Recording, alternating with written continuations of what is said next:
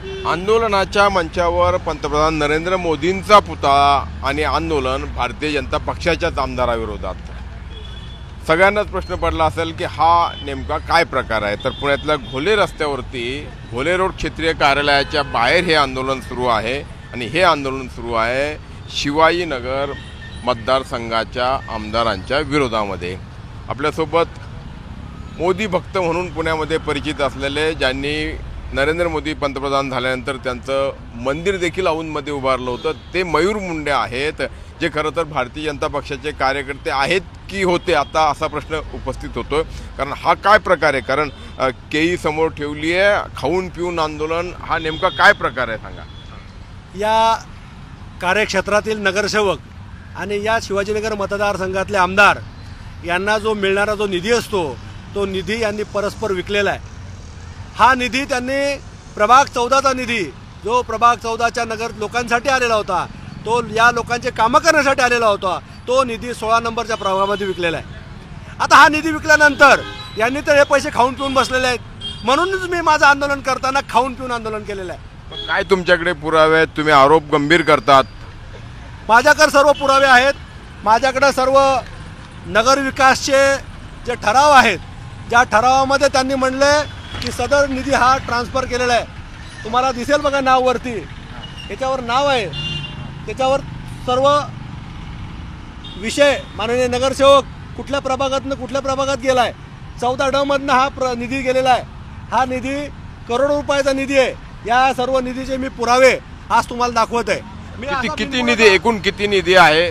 माझा अंदाजे साधारण 7-8 कोटीच्या वरती हा निधी असेल, म्हणजे आहे, मला जे रेकॉर्डला दिसतं। पण हा एवढा मोठा निधी जो होता तो या प्रभागातील नागरिकांसाठी होता।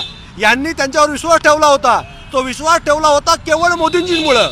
या मोदींजींमुळं विश्वास यांनी संपादन केला होता, तो त्यांनी विश्वासघात केलेला नागरिकांचा।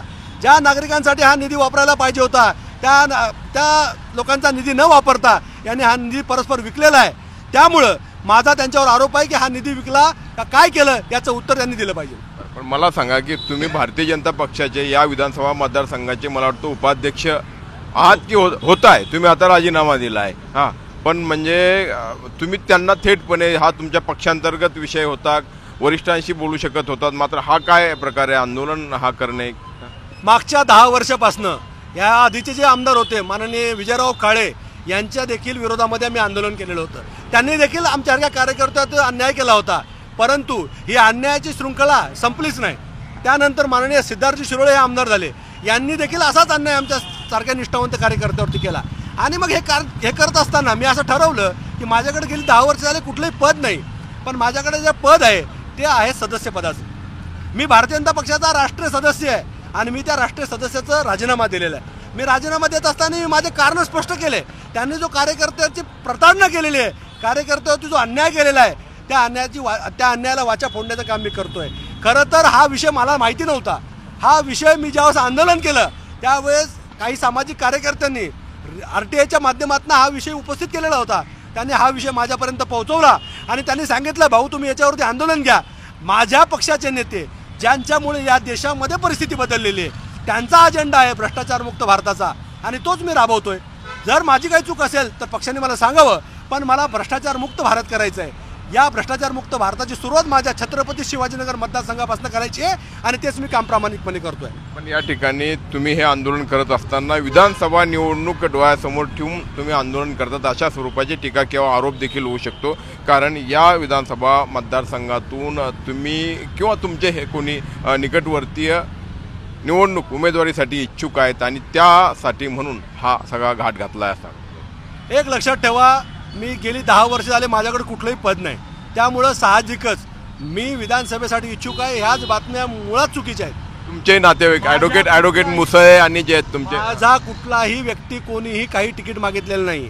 ही सर्व प्रक्रिया सुरू झाली होती पक्षाच्या निरीक्षकापासून ही सुरू झालं।